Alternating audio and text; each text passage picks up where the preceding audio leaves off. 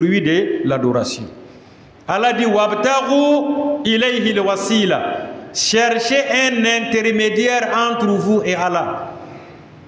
L'intermédiaire ici, c'est quoi? Qu'est-ce qui peut nous rapprocher davantage de Allah subhanahu wa ta'ala? Ça peut être la prière, ça peut être le jeûne, ça peut être la zakat, ça peut être le pèlerinage, ça peut être les invocations, ça peut être aussi du bien que nous faisons aux orphelins, aux pauvres et à nos géniteurs, à nos parents. Tout ça là, ce sont des moyens de nous rapprocher à Allah subhanahu wa ta'ala. Allah dit wajahidu fi sabilillah. Fournissez l'effort dans le chemin de Allah subhanahu wa ta'ala. Nous devons fournir l'effort. Nous devons militer dans le sens de Allah subhanahu wa ta'ala. Nous devons combattre le combat positif dans le sens pour se rapprocher davantage de Allah subhanahu wa ta'ala, la'allakum tuflihun, afin que vous soyez heureux.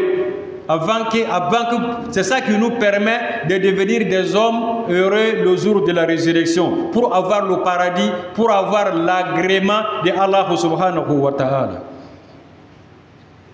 Mais le combat ici, qu'est-ce que c'est qu'un combat?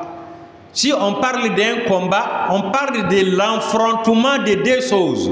Affrontement de deux choses, c'est ça qui quitte le combat. Une seule personne ne peut pas combattre. Quand on parle de combat, on parle ici de quelque chose et c'est de son opposant. Si on n'a pas su qui combat qui ou quoi combat quoi, on ne saura pas qu'est-ce que c'est que le combat en réalité. Le combat en islam ici, qui est expliqué comme étant djihad, le premier combat c'est de combattre la mort. Comment nous devons combattre la mort? Combattons la mort. Comment nous devons combattre la mort? Combattons la mort avec quoi? Avec la vie. C'est la vie qui peut combattre la mort. La mort est une créature et la vie est une créature. Les deux sont opposés, les deux doivent combattre. Soit la mort convainc la vie, soit la vie convainc la mort. Donc nous devons combattre la mort. Donc nous devons s'associer à quoi? À la vie, pour qu'on puisse combattre ici la mort. Pour que la vie puisse prédominer, pour que la vie puisse régner sur la mort. Allah a mis un système en place de représailles. Les représailles en islam, c'est pour que la mortalité soit combattue. Quelqu'un a tué un de ses semblables sciemment.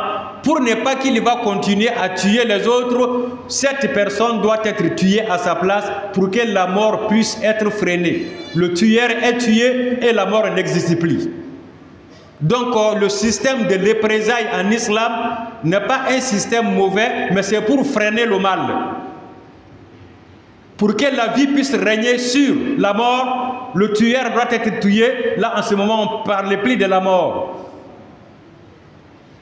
Pour ne pas qu'on puisse dire, il a tué l'année passée, il a tué l'année surpassée, le tueur en train de tuer. Si on ne le tue pas, il va continuer à tuer. Tuer le tueur pour que la mort puisse être freinée. Voilà. Donc, nous devons nous associer à quoi? À la vie, pour qu'on puisse combattre ensemble la mort.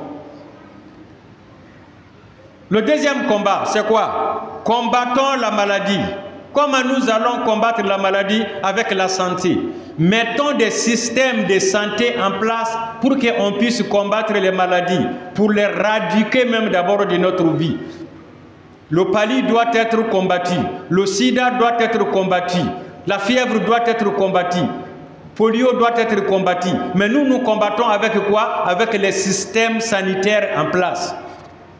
Donc c'est la santé qui combat ici la maladie. Mettons les systèmes sanitaires en place pour qu'on puisse éradiquer et combattre les maladies.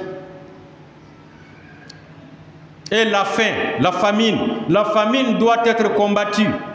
La famine à quel adversaire? Nous devons mettre les systèmes des cultivations en place pour qu'on puisse cultiver certaines choses, pour qu'on puisse mettre de la nourriture, avoir de la nourriture en pagaille, pour qu'on puisse combattre la famine. Parce que si la famine tombe sur nous, on va le combattre avec quoi? Fusil? Non. Il faut qu'on ait les moyens de vivre. Donc, faisons tout possible pour qu'on puisse réserver des vivres, pour qu'on puisse combattre ici la famine. Ici, la pauvreté est un adversaire que nous devons le combattre.